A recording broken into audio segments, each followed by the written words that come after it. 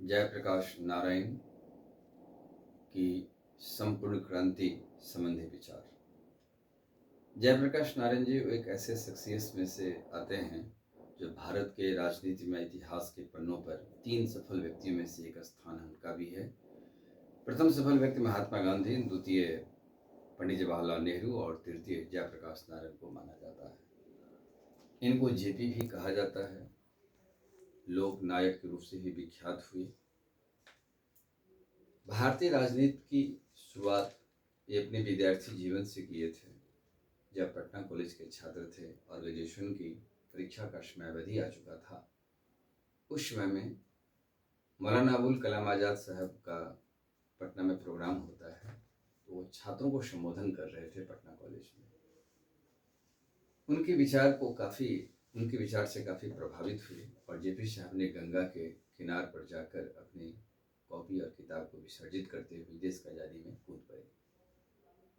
हालांकि इनके राजनीतिक विचार महत्वपूर्ण है, लेकिन पहले हम लोग एग्जाम के दृष्टि से संपूर्ण क्रांति अक्सर क्वेश्चन आता है। दूसरा इनकी राजनीतिक विचार आती है। सिताब दियारा छपरा के रहने वाले थे। ये भारत छोड़ो आंदोलन में सक्रिय भागीदारी निभाया। आजाद दस्ता का गठन उन्होंने नेपाल में किया था, लेकिन वहां से क्रांतिकारी गतिविधियों को आगे बढ़ाने का कार्य किया। ये तब हुआ जब हजारीबाग जेल से फांद करके बाहर निकले थे और सूर्यनारायण सिंह जो दरभंगा के तारसराय के मुहिया नामक गांव में उनका जन्म हुआ था, तो वहीं से हजारीबाग जेल से उन्हें फांद कर बाहर निकालने में सफल हुआ था। दीपावली का दिन था जिस दिन ये जेपी साहब फरार हुए थे और नवादा के जंगल में जाकर के उन्होंने एक चट्टान के नीचे रात भर छुपा था, जो आज जेपी चट्टान के नाम से जाना जाता है।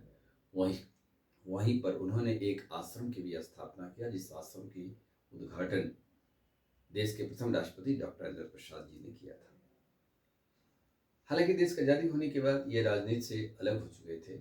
अपना संपूर्ण जीवन गया सर्वोदय सम्मेलन में दान दे चुके थे कि देश की जनमानस के हित के लिए मैं अपना कदम बढ़ाऊंगा। राजनीति की ऐसी करवटें आया कि आज़ाद भारत में भी उन्होंने फिर से एक बार राजनीतिक कदम बढ़ाए, जहां उस समय इंदिरा गांधी की सरकार थी और संपूर्ण क्रांति का उन्होंने नारा दिया था। 1975 में इनके संपूर्ण क्रांति की नारा दिया था। जेपी का जो यह विचार है ये आज भी अधूरी है। उनके कहने का मकसद यह था, समाज में सबसे पहले व्यक्ति होता है और व्यक्ति परिवर्तन की ओर बढ़े। क्रांति का अर्थ होता है आमूलचूल परिवर्तन। यदि व्यक्ति में बदलाव आ गया तो समाज में बदलाव आएगी और समाज से राष्ट्र को बदला जा सकता है। भारत की राजनीति जो कुपोषित होती जा रही थी, इस पर उन्होंने सबसे पहले कदम उठाया। भारत की राजनीति में कांग्रेस और उसमें आज़ादी की योगदान देने वाले जो व्यक्ति थे, उन्हीं लोगों की जनप्रतिनिधि व्यवस्था के तहत वो लोग चुने जाते थे। इस व्यवस्था को परिवर्तन एक नया पीढ़ी के हाथों में दिया हुआ था जेपी। जेपी ने राजनीति में एक नए आयाम को जन्म दिया, जो संपूर्ण क्रांति के नारा के रूप में जाना जाता है। संपूर्ण क्रांति के भीतर क्या क्या इनका विचार था, जरा इस बात पर थोड़ा सा अमल में लाइए। देखिए, इसमें था कि भारत से गरीबी की समाप्ति हो, अशिक्षा खत्म कर दिया जाए, क्योंकि इस समाज की सबसे बड़ी कोड़ है। उनका मानना था इस समाज की कोड़ है, इसे खत्म किया जाए। कुपोषण से अधिकांश व्यक्ति जूझ रहा है, इस कुपोषण को खत्म करना है। सामाजिक, आर्थिक, राजनीतिक न्याय प्रदान करना है, जो भारतीय संविधान की प्रस्तावना में भी एक आदर्श मूलक तथ्य है, न्याय प्रदान करना है। देश के भीतर जो राजनीतिक दल है, जो जनता को बांटती है, ये विचारधारा नहीं चलनी चाहिए, क्योंकि दल कहीं न कहीं से जाति और धर्म को पोषण कर रहा है। इससे समाज में एकता ध्वस्त होता जा रहा है, इससे भारत की एकता भी प्रभावित होगा। इसीलिए उन्होंने कहना था दल विहीन लोकतंत्र की स्थापना दिया जाए। हालांकि दल विहीन लोकतंत्र भारत में सबसे पहले विचारधारा मानवेंद्र नाथ राय का रहा, लेकिन इसी विचारधारा को समर्थन करते हुए जेपी साहब भी दल विहीन लोकतंत्र भारतीय राजनीति के एक शानदार कदम बढ़ाया। वह दल जो किसी भी जाति और धर्म पर को प्रश्रय नहीं देगी, वह दल समाज के उत्थान पर बल देगा। ऐसे दल की उन्होंने कल्पना किया। धर्म की राजनीति करने वाले दल को भी उन्हें दूर रखने का कार्य किया, क्योंकि धर्म कहीं भी हिंसा नहीं सिखाता है और धर्म के आधार पर यदि हम देश को बांटते हैं तो कहीं न कहीं इसका वो नज़दीक से देख चुके थे जब पाकिस्तान जैसे देश का निर्माण हुआ था। तो दलगत राजनीति से ऊपर उठा जाए, कोई दल ना रहे, जनता अपने इच्छानुसार अपने व्यक्ति का, अपने प्रतिनिधि का चयन करेगा, वो निर्वाचन में भाग लेगा, लोकतंत्र रहेगी, लेकिन जनता व्यक्ति विशेष को चयन करेगी, तो भारत में सत्ता की परिवर्तन हो सकती है। और सदन के भीतर जो जाति और धर्म के भीतर की जो बोलबाला बढ़ता जा रहा है, उसको उन्होंने खत्म करने का आह्वान किया। इंदिरा गांधी की सरकार से उनकी प्रतिनिधि को दुश्मनी नहीं थी, लेकिन इंदिरा गांधी की सत्ता में जो कुछ खामियां आ रही थी, खामियां को उजागर जेपी साहब ने किया था। ये संपूर्ण क्रांति की मकसद थी। ये सारी व्यवस्था जब तक परिवर्तन नहीं होगा, संपूर्ण क्रांति अपनी मकसद की ओर नहीं बढ़ेगी। आज भी जेपी साहब का यह जो विचारधारा है, यह विचारधारा वर्तमान में प्रासंगिक विचार माना जाता है। अब यहाँ देखा जाए, समाज में पिछड़े दलित वर्ग या जो भी शोषण हो रहा है, जो वर्ग विशेष का निर्माण कर रहा है, कार्ल मार्क्स को उन्होंने नजदीक से देखा, परखा भी था कि समाज में दो वर्ग है। एक वर्ग जो है वो संपन्न वर्ग है, तो एक वर्ग विपन्न वर्ग है, ये कार्ल मार्क्स ने बताया था। और दोनों वर्ग का ये अलग अलग विचारधारा है। एक गरीब जिसमें सर्वहारा लोग होते हैं, जिसके पास सिर्फ और सिर्फ श्रम करना एक विकल्प है। और संपन्न वर्ग में उन्होंने बताया कि राजनीतिक दल में, राजनीति में यदि कोई पार्टी चलाते हैं तो अध्यक्ष, उनके महासचिव, फैक्ट्री के ऑनर, ये सब के सब एक वर्ग का निर्माण कर रहा है, क्योंकि उसकी जीवन में संपन्नता आ चुकी थी। दूसरी तरफ जो देखा जाए, ये विपन्न लोग सर्वहारा थे, मजदूर थे। इन लोगों की स्थितियां काफी गंभीर था। इन दोनों को पाट करके एक नया सामाजिक वर्ग चेतना से फैला जाए, और चेतना में यह नवयुवक ही फैला सकता है। तो नवयुवक पर इन्हें काफी विश्वास था, और नवयुवक इस चेतना को ला सकता है, समाज में स्वतः क्रांति आ जाएगी।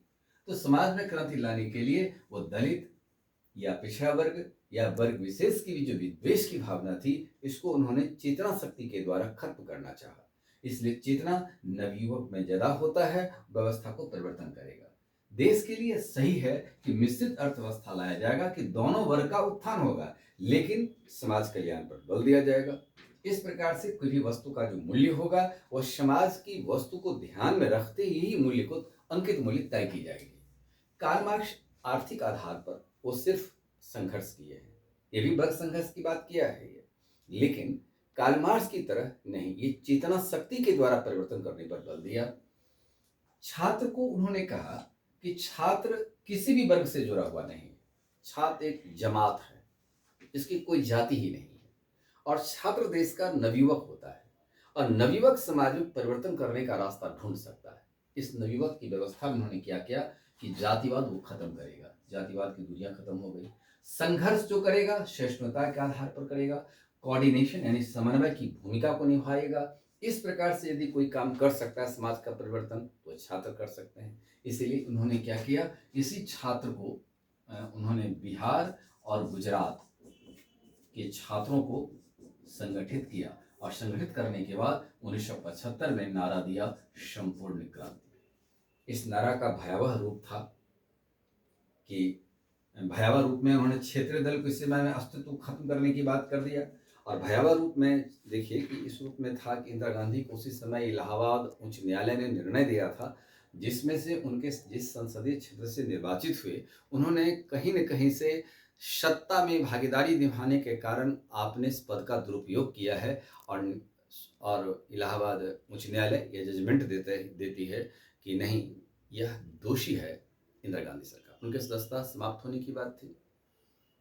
अब इंदिरा गांधी को लगा कि हमें सत्ता हमारे हाथ से निकल जाएगी, तो उस समय एक ही विकल्प उनके दिमाग में आया कि देश में इमरजेंसी लागू कर दिया जाए। भारतीय संविधान के अनुच्छेद 352 के तहत आंतरिक अशांति के नाम पर बीजेपी की संपूर्ण क्रांति फैल रहा था, अशांति के नाम पर उन्होंने राष्ट्रीय आपाती घोषणा कर दिया। इसमें बहुत सारे लोग जेल की सजा में आए, मीसा कानून के तहत गिरफ्तार हुए, और गिरफ्तार होने वाले जो नवयुवक थे, वो देखा कि यही नवयुवक देश की सत्ता को परिवर्तन करेगा, और संपूर्ण क्रांति हमारा जो विचार है वो सक्सेस हो जाएगा। राजनीति में एक नए वर्ग को अंजाम दिया, जिसमें 25 वर्ष के नवयुवकों को उन्होंने लोकसभा और विधानसभा का चुनाव लड़ाया, बड़े बड़े कांग्रेस के दिग्गज नेताओं की करारी शिकस्त दे दिया, और एक नया राजनीतिक आयाम को लिखने में सफल हो गए। आप बिहार में ही देख लीजिए, इसी जेपी के प्रोडक्ट हैं जो लालू प्रसाद यादव जी, नीतीश कुमार जी, रविशंकर प्रसाद जी और भी जो भी रामविलास पासवान, ये सारे नेता इसी समय से भारत के राजनीति में सक्रिय हो गए। रामविलास पासवान जी हाजीपुर संसदीय क्षेत्र से महावीर पासवान जैसे दिग्गज नेता की करारी शिकस्त दिया था, गिनीज बुक ऑफ वर्ल्ड में नाम दर्ज किया और 89 में अपना ही रिकॉर्ड को अपने आप में ही तोड़ा।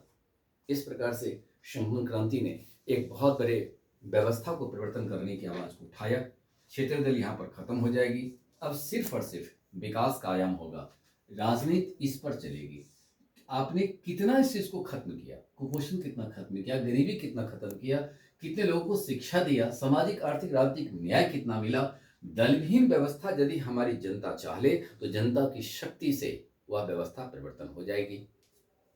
अब इस व्यवस्था में देखिए कि एक ऐसा समाज होगा जो मानवीय गरिमा का जितना उल्लंघन करने वाले तत्व है, ये समाज उसी को नष्ट करेगा और एक नवीन मानवता के दिशा में, मानवता की दिशा में यह कदम बढ़ाया जाएगा। यह परिवर्तन इस मानवीय जीवन में लाना है। वर्ग विहीन समाज की व्यवस्था होगी, श्रम व्यवस्था पर बल दिया जाएगा, प्रत्येक व्यक्ति श्रम करेंगे और अपने जीविकोपार्जन की दिशा में कदम उठाएगा। ऐसे समाज के निर्माण के लिए संपूर्ण क्रांति का नारा दिया। इंदिरा गांधी की सरकार ने 26 जून 1975 को आंतरिक आपात घोषणा किया था, जिसमें भारतीय लोकतंत्र की एक काली बादल के समान यह माना जाता है।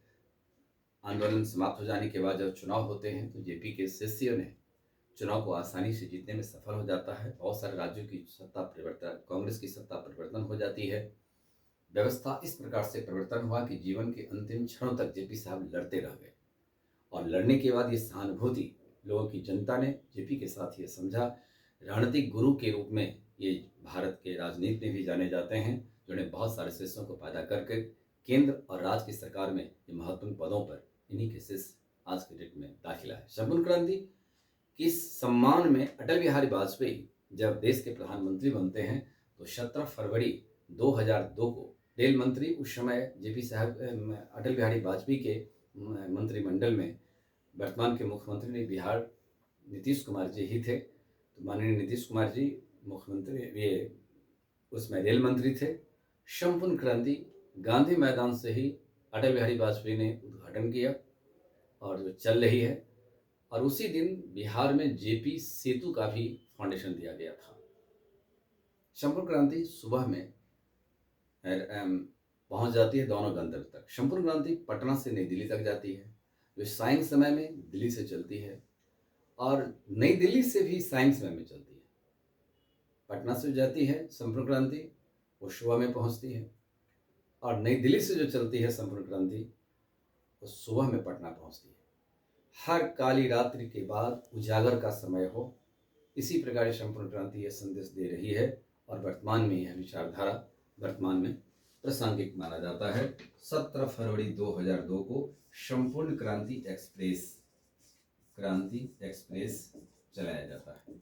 यह एक्सप्रेस की विशेषता है कि बिना किसी तकनीकी की गाड़ी रुकती नहीं है, ताकि रात्रि में चलकर सुबह में गंतव्य तक की दूरी को तय करें। यह संपूर्ण क्रांति की मकसद की बातों को संदेश चिरस्थायी रूप से देती हुई जा रही है। बीजेपी के शिष्यों ने यह संदेश के रूप में दिया। 1998 में इन्हें भारत रत्न जैसे पुरस्कार से भी नवाजा गया।